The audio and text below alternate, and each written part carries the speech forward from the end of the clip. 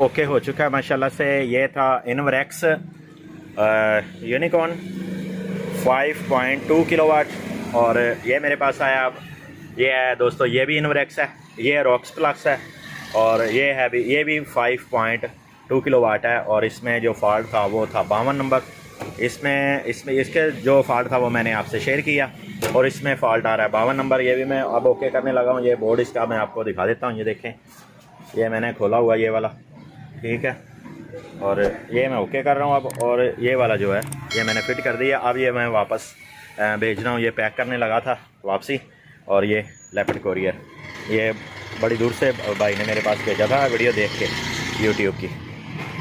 रहीम अस्सलाम वालेकुम प्यारे दोस्तों, कैसे हैं आप सब? उम्मीद करता हूँ कि आप सब खैरियत से होंगे। दोस्तों मेरे पास एक और पार्सल आया है। ये इन्वर्टर मैंने पार्सल ओपन किया है और इसमें से निकला है ये दोस्तों मॉडल है ये 5.2 किलोवाट, ठीक है दोस्तों। ये आया मेरे पास और मैंने इसको बैटरी के टर्मिनल लगाए हैं, लेकिन ये शॉर्टेज बोल रहा है, यानी कि बैटरी के टर्मिनल साथ अटैच ही नहीं करने देता। तो दोस्तों इसे करते हैं ओपन करके फिर इसे चेक करते हैं कि ये दोस्तों मैंने ओपन कर लिए। इसके पेज वगैरह मैं आपको दिखाता जाऊँ। इसके अंदर का माहौल तो सेट तो माशाल्लाह सही, बिल्कुल साफ़ सुथरा पड़ा हुआ है। काम शाम तो इसके ऊपर हुआ नहीं लगता।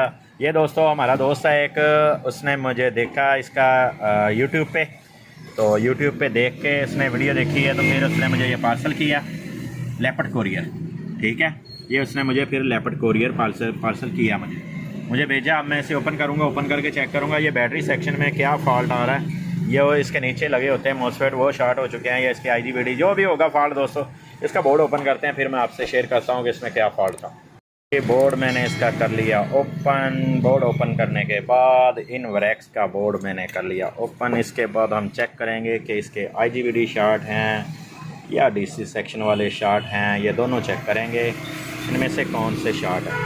तो दूसरी साइड करते हैं बोर्ड की और डिजिटल मीटर से चेक करते हैं, साथ साथ आपको भी बताता जाऊंगा और साथ साथ चेक करता जाऊंगा। ये पकड़ गई यहाँ से। ऐसे कर लेते हैं कि यार ये बैटरी के जैसे मैं पॉइंट लगाता था, तो ये मैं आपको दिखा देता हूँ लगा के, कि जैसे ही बैटरी वोल्टेज लगाता हूँ ना जी, तो ये क्या करता था बाहर से, ये देखें, ये आ गया हमारा प्लस और ये आ गया माइनस। ये चीज़ नोट कर रहे हैं आप। जैसे ही मैं लगा रहा हूँ बैटरी के वोल्टेज, तो मैंने सीरीज़ में लगाई हुई है सप्लाई, तो ये शॉर्टेज बता रहा है। तो यहाँ पे आ जाएं, ये चीज़ नोट करें। ये देखें रेजिस्टेंस वगैरह हीट हुई है, जली हुई है, ठीक है।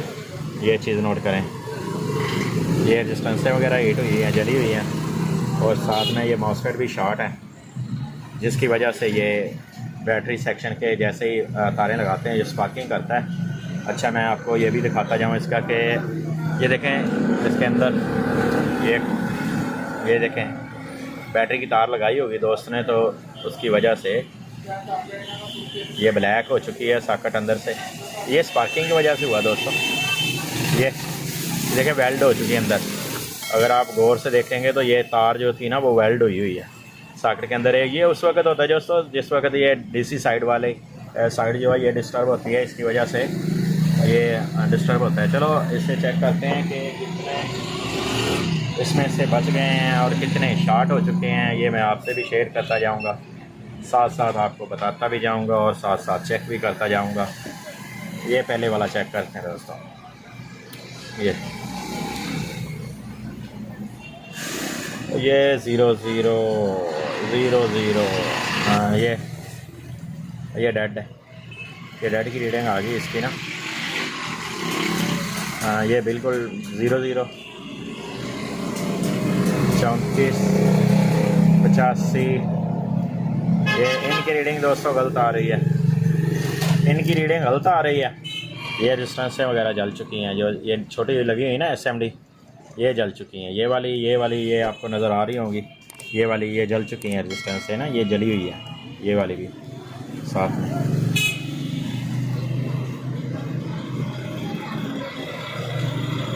ये देखें ये लगी हुई है 100 ओम वाली, ये भी हीट हुई है। ये 10 ओम वाली, ये भी हीट है। ये भी दोस्तों 100 ओम लगती है, چلیے دوستو، جو سامان اس میں ہیٹ ہے یا خراب ہوا ہے وہ اسے نکالتے ہیں، اسے نکال کے چیک کرتے ہیں باہر.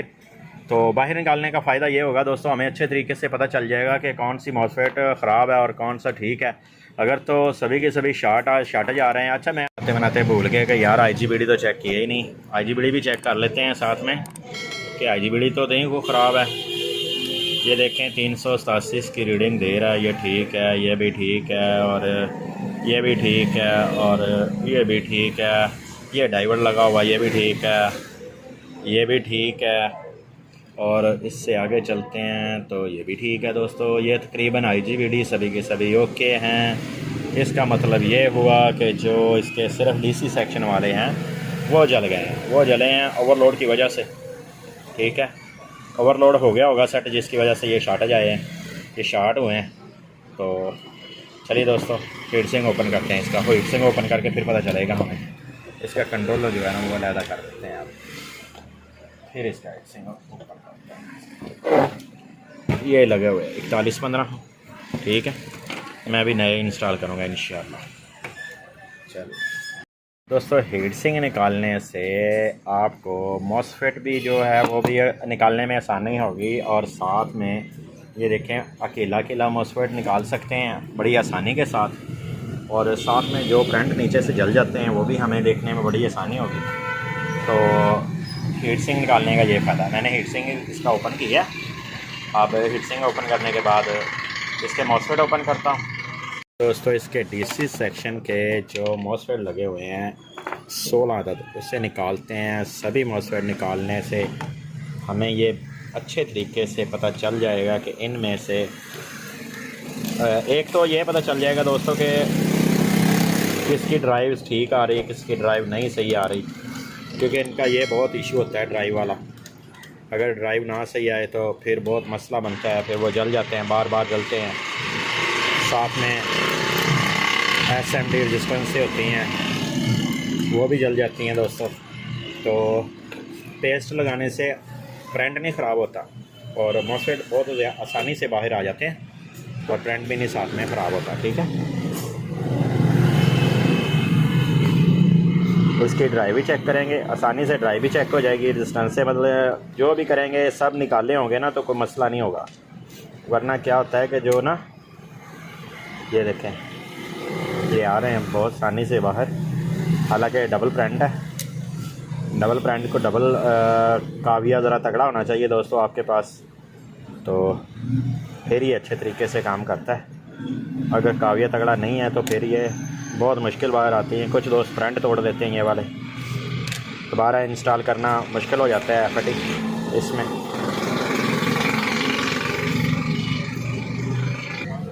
یہ لیں دوستو، سبھی کے سبھی ماسفیٹ آئی آر ایف نکال لیے ہیں باہر. 16 کے 16 اسے کر لیتے ہیں سائڈ پہ. اور اس کے بعد اس کی ایس ایم ڈی رجسٹنس سے چینج کرتے ہیں. رجسٹنسوں کے بعد دوستو اس کی ڈرائیو چیک کریں گے.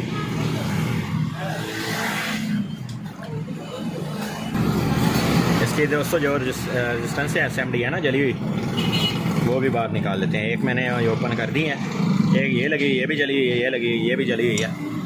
یہ بھی دوستو اوپن کر دیتے ہیں.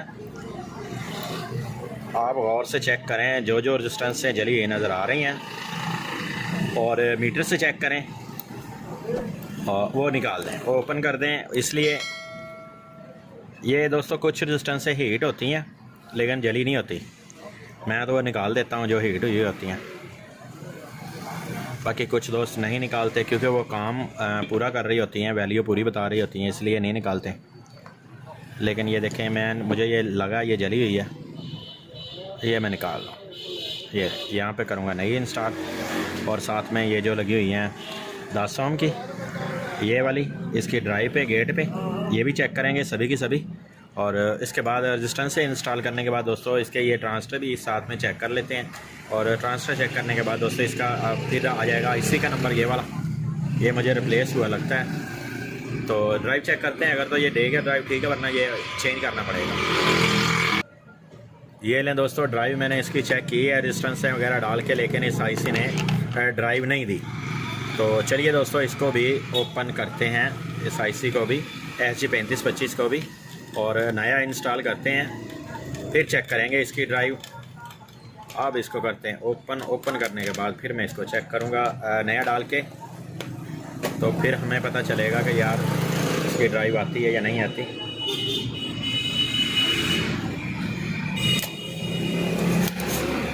دوستو اس سے بڑے پیار سے نکالنا پڑتا ہے، کیونکہ جو ساتھ میں اسمبلی لگی ہوتی ہے نا، یہ شولڈر سکر وہ بھی اٹھا لیتا ہے، بلکہ یہ غائب کر دیتا ہے رجسٹنس۔ اس لیے جو ہے نا یہ بڑے احتیاط سے آئی سی وغیرہ آپ ریپلیس کیا کریں۔ یہ دیکھیں میں بھی بڑے احتیاط سے کر رہا ہوں۔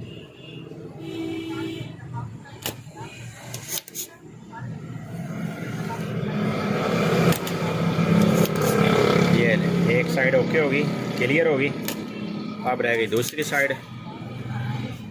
یہ دوسری سائیڈ آ گئی، یہ بھی انشاءاللہ کلیئر ہو گئی۔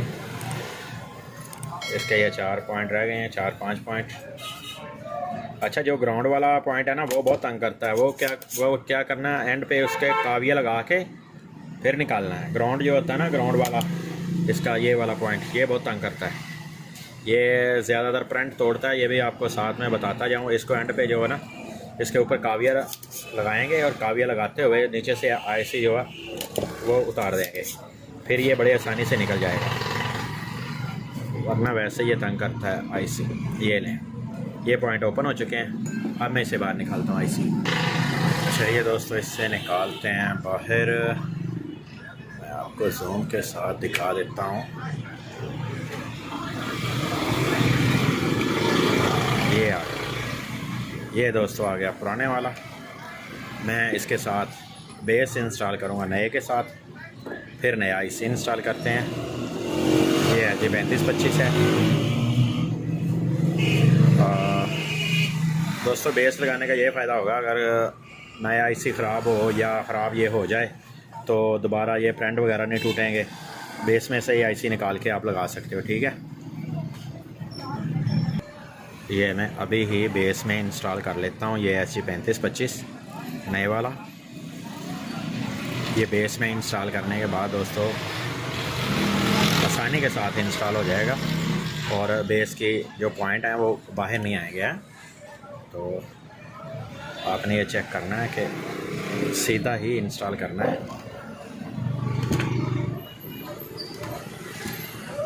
الٹا نہ ہو۔ یہ رہا، اور نیچے سے آپ نے شولڈر بھی جو ہے وہ اچھے طریقے سے دیکھ لینا ہے، کوئی شولڈر نہ آیا ہو بیک سائڈ پہ۔ اکثر آئی سی نکالتے وقت ایسا ہو جاتا ہے دوستوں کے پیچھے شولڈر آ جاتا ہے اور پوائنٹ کراس ہو جاتے ہیں پوائنٹ، لیکن اس کے اوکے ہیں، نہیں کراس ہوئے۔ یہ بھی بڑی آپ کو پتہ کی بات بتا رہا ہوں کہ آپ انسٹال کرتے وقت آئی سی کو انسٹال کرتے وقت یہ نوٹ کر لیں کہ کوئی پرنٹ نہ جڑ جائے، پیچھے کی طرف آ کے شولڈر اس کے ساتھ اٹیچ نہ ہو۔ تو چلیے اس کو کرتے ہیں شولڈر۔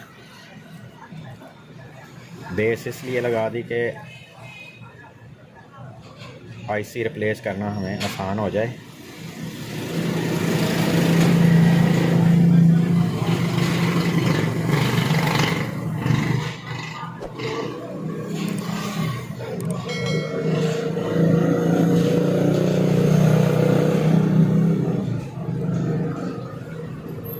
یہ بیس بھی لگ چکی ہے دوستو، اور اب میں اس کی کر دیتا ہوں صفائی۔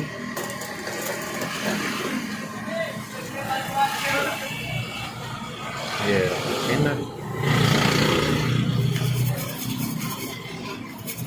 یہ لیں، یہ ہو گیا اوریجنل کام، ٹھیک ہے۔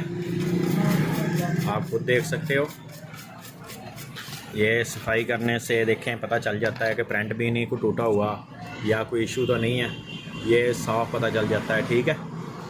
اور صفائی کرنے سے تھوڑا سا کام بھی اچھا صاف نظر آتا ہے آپ کو، ٹھیک ہے۔ آپ دوستو اس کی ڈرائیو چیک کرتے ہیں۔ تو میرے پیارے دوستو اس کا میں کرنے لگا ہوں فٹ۔ میں نے اس کے جو ماسفیٹ تھے وہ میں آپ کو دکھا دیتا ہوں۔ یہ دیکھیں 4115، یہ 16 عدد ہی دوستو میں نے نئے ڈالے۔ اس میں نے آپ کو بتایا تھا کہ اگر 4 عدد یا 5 عدد وہ ٹھیک نکل بھی آئے تو میں اس میں وہ نہیں ڈالوں گا. یہ دیکھیں یہ پڑے ہوئے ہیں, یہ پرانے جو ہیں یہ میں نے نکالے ہیں, یہ سبھی کی سبھی یہی ہیں, ٹھیک ہے. اور میں نے اس میں کر دیا نئے انسٹال. تو اب میں اس کو کرتا ہوں فٹ کر کے اس کو چیک کرتے ہیں, ٹھیک ہے. اس کو چلا کے چیک کرتے ہیں. پھر یہ یوکون کا دوستو 5200 واٹ 5.2 کلو واٹ انوریکس کا, ٹھیک ہے. اس میں فالٹ آپ میں نے آپ کے ساتھ شیئر کیا. اب اس کو فٹ کرتے ہیں, فٹ کر کے اسے آن کرتے ہیں, آن کر کے پھر لوڈ ڈالتے ہیں اس کے اوپر.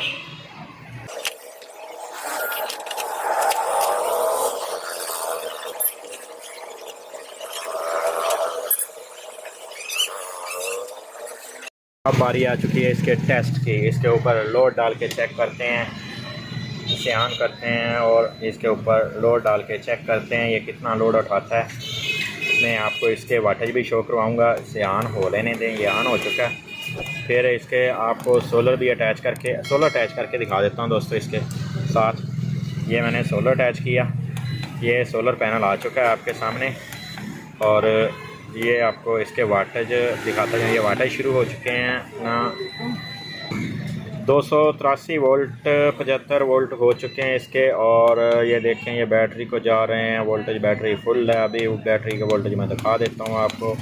یہ بیٹریوں کے وولٹیج 54-55 وولٹیج ہیں بیٹریوں میں. اور اب دوستو اس کو سولر سے اتارتے ہیں, یعنی کہ اس کا سولر بھی کام اوکے کر رہا ہے, بالکل اوکے ہے, ٹھیک ہے. اور اب میں اس کے اوپر آپ کو لوڈ چلا کے دکھاتا ہوں, بلکہ آپ کو بلور شلور اس کے اوپر اور لوڈ بھی چلا کے دکھاتا ہوں, ٹھیک ہے. یہ آ گیا, یہ سولر کر دیا میں نے بند, اور اب چلاتے ہیں اس کے اوپر لوڈ. یہ اب واٹیج بڑھنے شروع ہو گئے. یہ میں اس کے اوپر لوڈ چلا رہا ہوں. یہ دوستو ہو چکا تقریباً 800 واٹ. یہ 750 واٹ 800 واٹ یہ ہو چکا ہے. اور اب چلاتے ہیں اس کے اوپر بلور. تو بلور چلا کے دیکھتے ہیں یہ کتنے واٹیج لیتا ہے. بلور کتنے واٹیج لیتا ہے. چل بھی بلور چلا. یہ دیکھیں 1200 واٹ ہو چکے ہیں دوستو. اس کا مطلب ہے ماشاءاللہ یہ لوڈ بھی اس نے پورا اٹھا لیا, اور لوڈ بھی ڈال کے چیک کر لیا, اوکے ہے. یعنی کہ یہ سیٹ اوکے ہو چکا ہے. ایسی اچھی ویڈیو دیکھنے کے لیے ہمارے چینل کا وزٹ کریں. انشاءاللہ آپ کو ایسی اچھی ویڈیو دیکھنے کو ضرور ملیں گی. نیکسٹ ویڈیو آپ سے اجازت چاہتا ہوں. آپ کا دوست محمد اکرم. اللہ حافظ.